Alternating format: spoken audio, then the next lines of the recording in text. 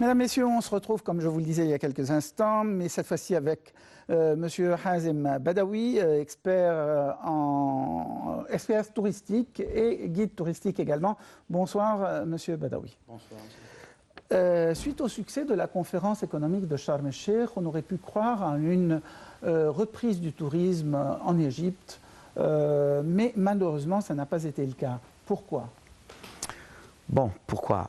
Premièrement, le tourisme, c'est une sorte de produit qui ne donne pas l'écho dans 1 ou 2 mois. C'est-à-dire, la conférence, c'est vrai, elle a eu un succès parce que à ce moment-là, moi, j'étais en Allemagne et il était du 13 au 15 mars. Le 15, j'étais de retour et dans l'aéroport de l'Allemagne, le policier qui me fait stamper le passeport, déjà dit qu'il a su que je suis un guide touristique, il dit que vous êtes avec un groupe. J'ai entendu hier qu'il y a une capitale, qu'il y a la conférence. Donc, la conférence a fait un très grand écho dans le monde sur le coup.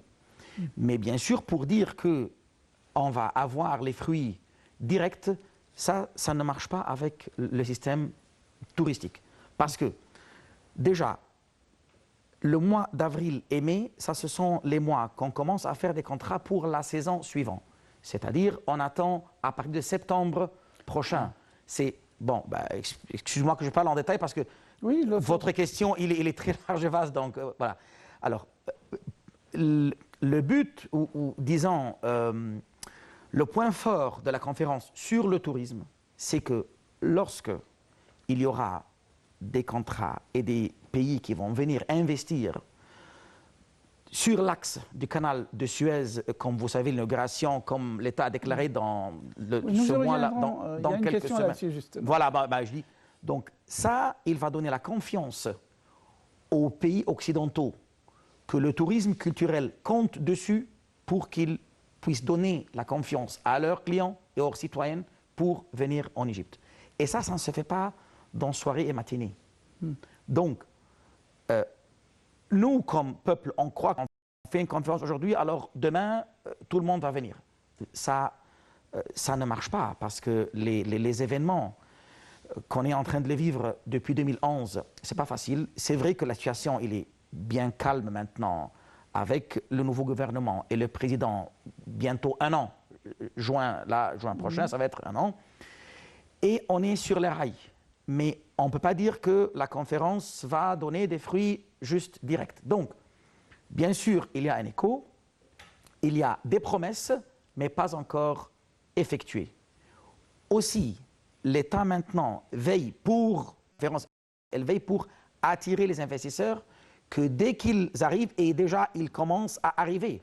Ça c'est, je vous dis, information, parce que j'ai des contacts et je connais bien pas mal des firmes et des grandes compagnies qui viennent ou qui sont en route, même la semaine prochaine, pour commencer à, disons, mettre la fondation de leur projet au canal de Suez, ce qui aura une très grande réaction pour le sujet, ce qu'on parle, pour donner la confiance aux pays, d'abord au gouvernement des pays. Les pays enlèvent l'alerte rouge de l'Égypte, ce que aussi il ne faut pas le nier parce que les pays occidentaux ont mis une alerte rouge depuis la Révolution, c'est-à-dire ils ne conseillent pas leurs citoyens ressortissants de visiter l'Égypte. Mais ils ont levé cette Quel pays, M. Patrick? Ce n'est pas beaucoup de pays. Parlons de l'Allemagne, oui. La France, il me semble. France, légèrement, mais il y a une crise en France maintenant. L'Espagne, non, par exemple. Malgré qu'il y avait une foire en Espagne en février dernier, il y avait des très bons contrats et des très bonnes, disons, des nuances ou des promesses qu'ils vont venir, mais à cause de quelques événements qui sont arrivés chez nous, aussi ils ont dit non, alerte rouge encore une fois, et ça n'a pas marché. Mais on parle maintenant, vu que votre question était pour le canal de Suez, non, bien sûr, je suppose. Non, le canal de Suez, j'y viendrai. Voilà, d'accord. Donc, je dis, voilà, mais donc. vous avez parlé aussi de pays occidentaux. Oui. Qu'en est-il de la Chine? Les Chinois sont en train de s'enrichir et représentent quand même un marché d'1,3 milliard de personnes. L'Inde, Peut-être elle ne s'enrichit pas aussi vite que la Chine, mais c'est quand même un marché d'1,2 milliard de personnes. Pourquoi est-ce qu'on laisse tomber deux marchés pareils qu'on ne voit pas vraiment beaucoup de promotion touristique envers ces pays? Premièrement, je commence à répondre depuis la fin, c'est-à-dire depuis les promotions. Oui. Ça, vous avez raison, qu'on ne fait pas assez, malgré que ceux qui soutiennent le tourisme du sud de l'Égypte, maintenant, du culturel, c'est les Chinois et les Indiens. Et ça, c'est une surprise peut-être que vous entendez de moi, parce qu'il y a un charter chinois qui atterrit à Assouan. Et pour ce marché-là, non, il est très bien touché. Et il n'y a pas de mais. Il est en amélioration et en développement. Et on parle, vu que vous avez parlé de Chine et de l'Inde, non, ils viennent, bon, pas en masse, mais pas mal du tout. Je peux dire un charter, c'est-à-dire un avion qui atterrit avec 300 personnes chaque semaine. Et ça, ce qui fait, disons, tourner la roue légèrement dans le sud. Dans le sud et bien sûr la zone balnéaire qui est vers Marsa Alam, parce qu'il y a maintenant une route là-bas. Bon, j'ai répondu très détaillé même à votre question, oui. Ce qui était très très bien, cette question. Donc ça va reprendre en plus bien du sûr. Côté de l'Inde et de la Chine, deux pays et de tous les autres pays, mais au fur et à mesure, mais pas sur le coup. Toujours ceux qui travaillent dans le domaine de tourisme, on travaille, par exemple, l'année 2015 pour 2016 et 2017. C'est toujours comme ça à long terme.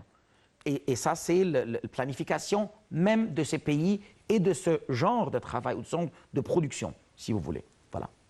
Bien, qu'en est-il du tourisme arabe? A-t-il changé? Généralement, le tourisme arabe fait confiance en l'Égypte. Bon, la proximité y est pour beaucoup aussi, la proximité culturelle ainsi que géographique. Alors, est-ce qu'il y a eu une baisse du tourisme arabe vers ça, on ne peut pas le dire parce que les Arabes vivent avec nous dans la même région. Donc ça, ce n'était pas touché. Mais maintenant, on parle global. Le tourisme arabe ou le tourisme de Chine ou de l'Inde des touristes, ça, c'est bien comme mouvement. Ça donne l'impression que c'est bien, mais on parle du cash ou du revenu immédiat et fort. Ça vient des pays occidentaux et les États-Unis ou Canada, ce qui ne vient pas maintenant. C'est-à-dire, on parle... Pourquoi? Non, pas pourquoi ils ne viennent pas maintenant, pourquoi est-ce que ça vient de chez eux? Mais les Chinois et les Indiens dépensent aussi, de même que les Arabes. Ils dépensent, mais le pourcentage. C'est-à-dire, si on dit une statistique, avant la Révolution, si on considère le tourisme à 100%, il y a 25% qui vient pour le culturel et 75% qui vient pour le balnéaire. Les 25%, c'est ça ce qui donne le plus grand revenu qui atteint les 13 milliards, 14 milliards de dollars par année. Bien, mais justement, là vous avez dit que ce sont les Chinois qui visitent... Tout à fait, mais ils sont peu par rapport aux 25%. Ils n'arrivent pas à disons si on compte dire le 25% comme pourcentage, ça ne compte pas à 5%. Parce que les Européens, je pense, préfèrent quand même les stations balnéaires aussi. Sharm el-Sheikh est italienne, Dahab est russe, et on parlera un petit peu aussi des touristes russes. Et Hurghada, et je ne sais de quel est britannique. C'est vrai. Ils font de la combinaison, mais si je parle France, Espagne, Italie, ça c'est essentiel encore pour le tourisme culturel. Ils aiment faire des balnéaires, mais combinaison. Il vient 15 jours, 11 jours culturels et 3 jours extension pour continuer le programme. Ce qui donne le résultat économique voulu. Comprenez-vous ce que je veux dire? Pourtant, il y a des charters qui font Paris-Charm, Paris-Hurghada. Ça, ce qui n'était pas très touché pendant la Révolution. Les balnéaires Hurghada, parce que, comme vous venez de dire, il y a un charter. Qu'est-ce que ça veut dire? Comment on peut éclaircir la phrase que vous venez de dire? C'est que les pays occidentaux donnent confiance aux opérateurs et ils disent ces endroits-là sont sûrs. Parce que dans leur concept, dans les concepts des pays occidentaux, que Sharm el-Sheikh et Hurghada, oui, c'est l'Égypte, mais c'est autre chose. Oui, c'est bizarre. Je si Sharm el-Sheikh est au Sinaï Exactement, et qu'il y a des monsieur. problèmes à Arish. Exactement, monsieur Patrick. Et moi, j'ai répété ça dans plusieurs émissions. J'étais avec un ami luxembourgeois il y a ça ne veut pas dire qu'ils ne doivent pas venir à Sharm el-Sheikh quand même. Exactement. Seulement, non, mais le Sinaï est sûr, certainement. Laisse-moi continuer ce que je veux dire parce que je vais confirmer ce que vous voulez dire. Oui. Lui, il vient, cet ami-là, il vient en privé chaque année pour passer Saint-Sylvestre et Noël à Hurghada ou à Sharm el-Sheikh, vu qu'il y a une charter de chez eux. Il m'avait dit, quand est-ce qu'on peut venir ici pour faire des visites culturelles chez vous? Je sais que maintenant le pays n'est pas stable. Je dis oui, notre pays n'est pas stable du tout.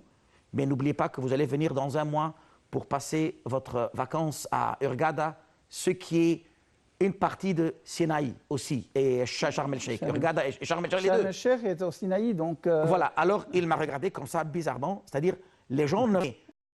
La confiance, pourquoi? Parce qu'il a un charter qui vole dès leurs aéroports et qui atterrit chez nous. Voilà. Donc pour eux, non, ça c'est correct. Même s'il y a des problèmes au nord.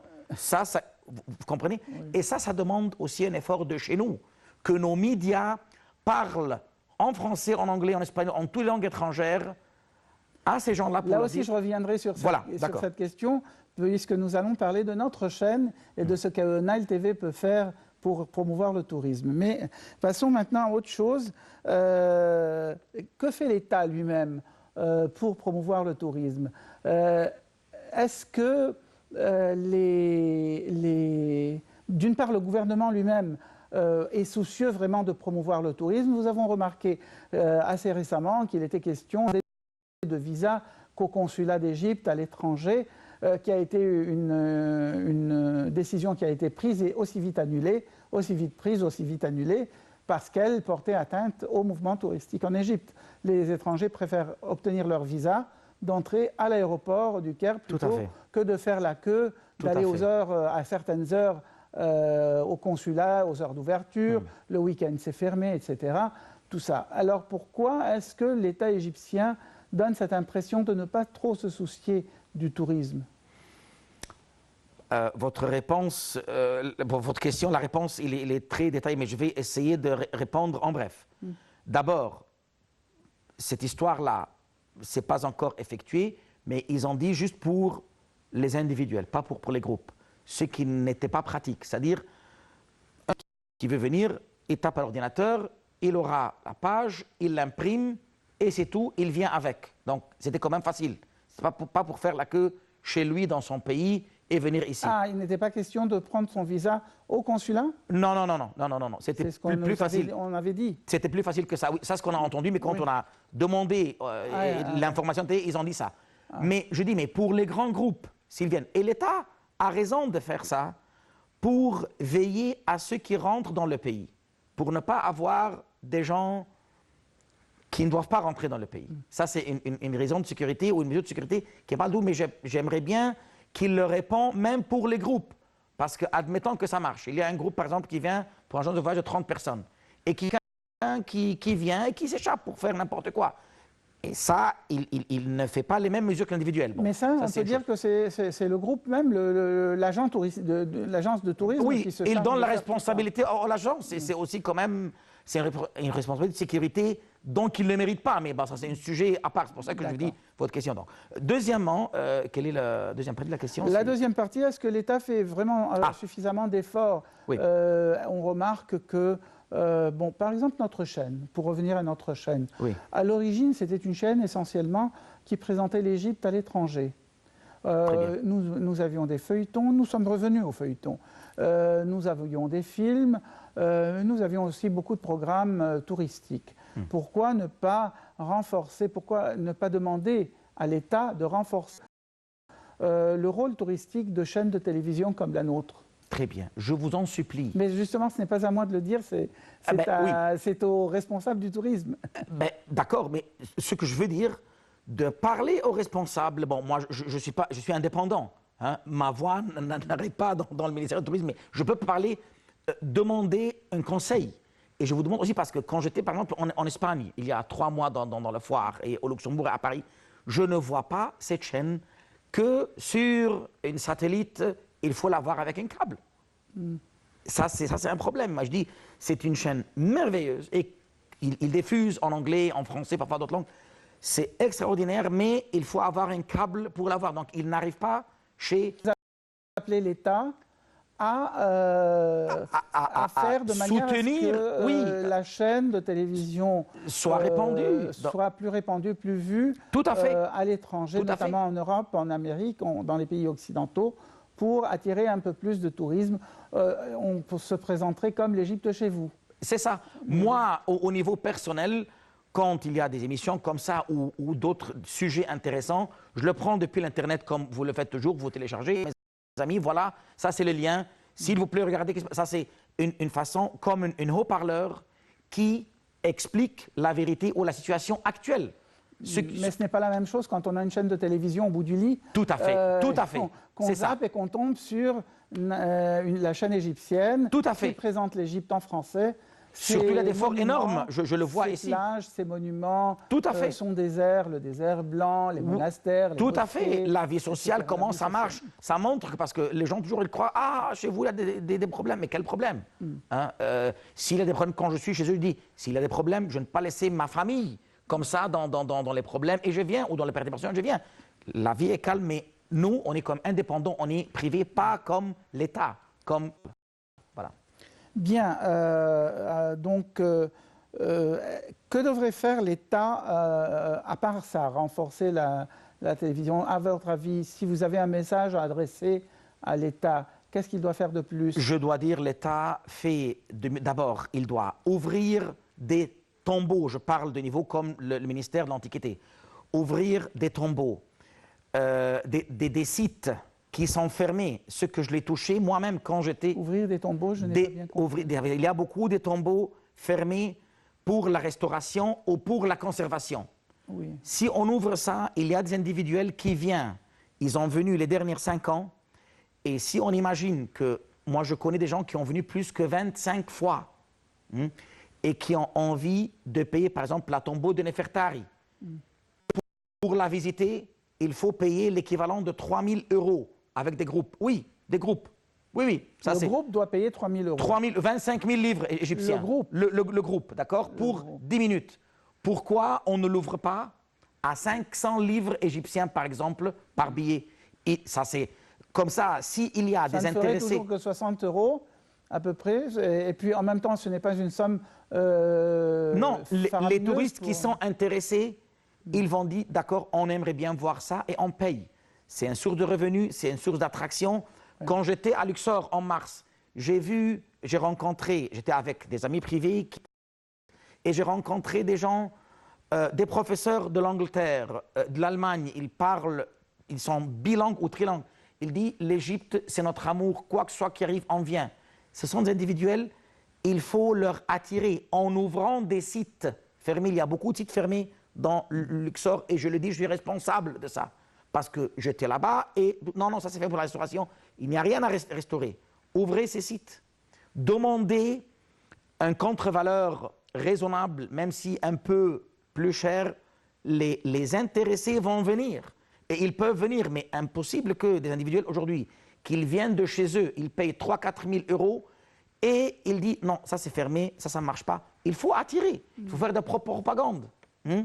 Par exemple, le Sphinx. Le ministre de l'Antiquité, il a annoncé en novembre dernier, il sera ouvert pour un contre-valeur. J'ai amené les touristes en mars et je me suis adressé au guichet des pyramides. S'il vous plaît, nous voulons rentrer au pied des Sphinx. Non, c'est fermé. Je dis, mais le ministre, il a dit ça au journal. Non, le ministre, il dit, mais chez nous, ça ne marche pas. Ce n'est pas encore ouvert. Je suis responsable de ce que je dis. Voilà. Donc, c'est une chose simple. Et le site, il est préparé. Il est préparé. C'est juste les pieds des Sphinx, la palette d'une rêve. Ça, c'est les sites ou les tombeaux que je demande, ou les endroits dans tous les pays. Dans le désert, vous venez de parler du désert, par exemple. J'allais parler justement, le Dakhla, le Mzawaka. Les safaris.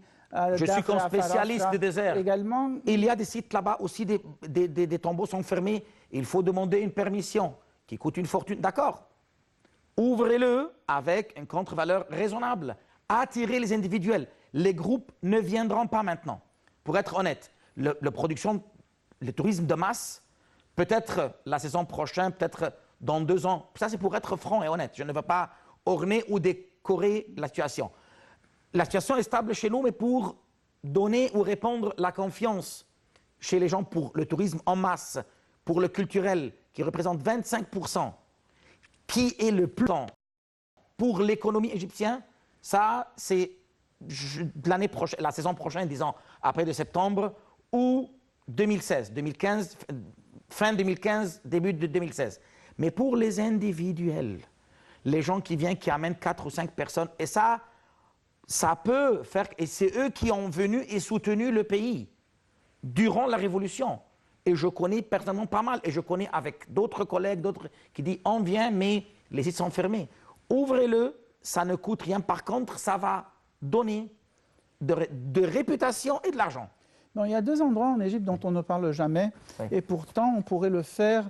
Il s'agit du Jebel Ouainet et ses sites rupestres, ainsi que ses grottes et tout ça. La région de Halayeb, les oueds de Wadi al-Allaqi, l'extrême sud, le lac Nasser et ses rivages. Bon. Pourquoi est-ce qu'on ne voit pas se développer le tourisme dans ces régions? Il y a des zones en France, par exemple, dans le Massif central, où il y a des gravures rupestres dans la montagne, etc. Oui, de même que la zone de Wadi al-Allaqi et Wadi Soura dans le Golfe le Grand, ces régions-là. Oui. Exactement. Oui. Alors, pourquoi est-ce qu'on ne voit pas se développer le tourisme dans ces régions? Bon. Vous avez...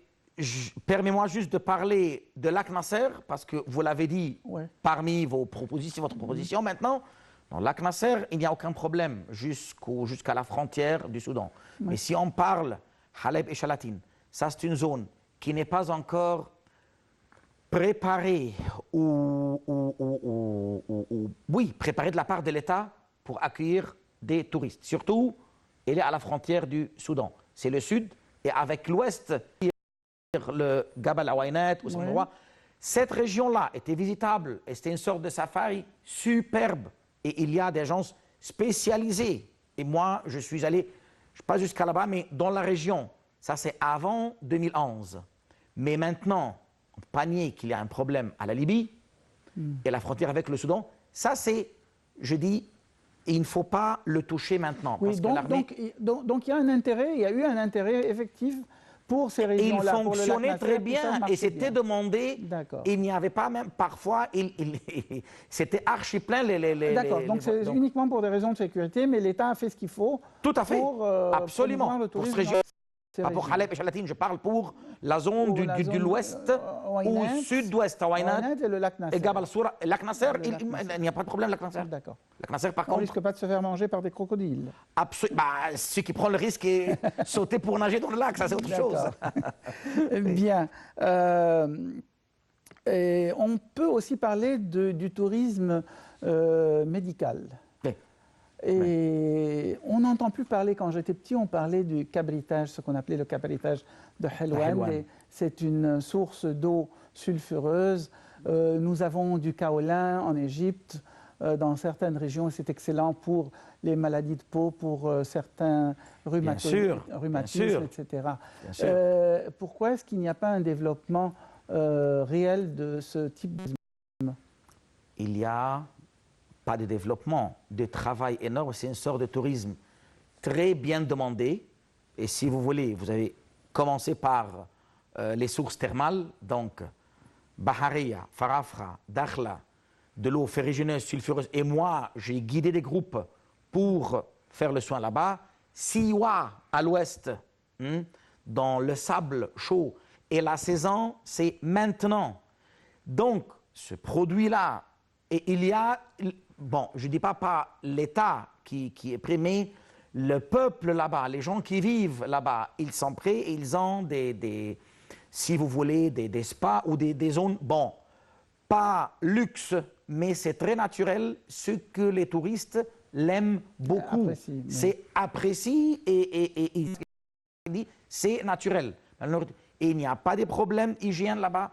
Par contre, ça marche, mais le problème de nouveau, que les touristes ne viennent pas à cause des événements politiques, que l'État essaie de le soigner maintenant.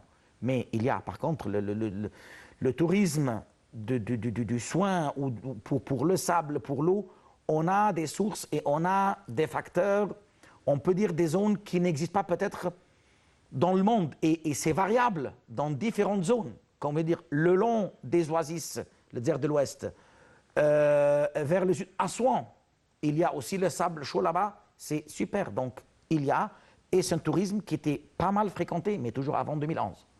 Voilà.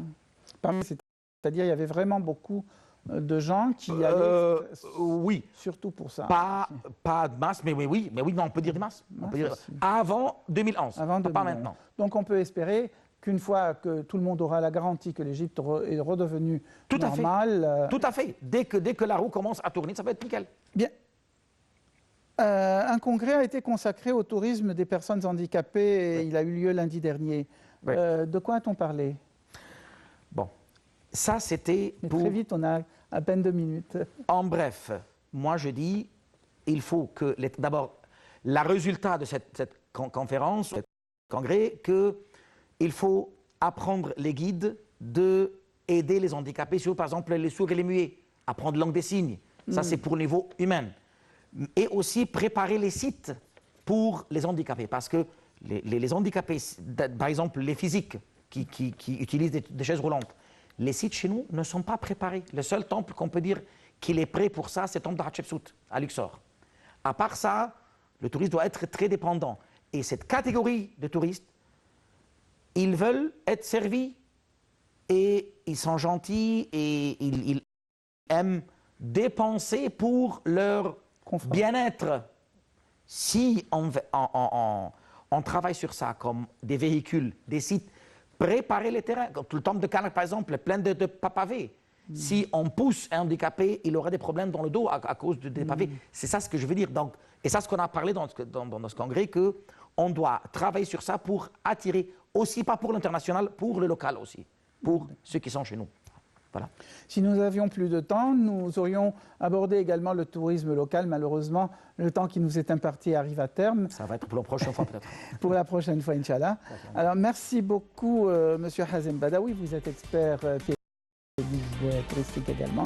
Merci d'avoir bien voulu éclairer notre chandelle concernant, et nous donner de l'espoir surtout, concernant une reprise du tourisme en Égypte. Merci beaucoup, M. Patrick. Mais je vous en prie. Merci à vous également, mesdames, messieurs.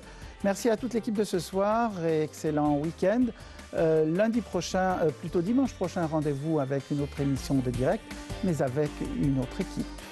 Bon week-end.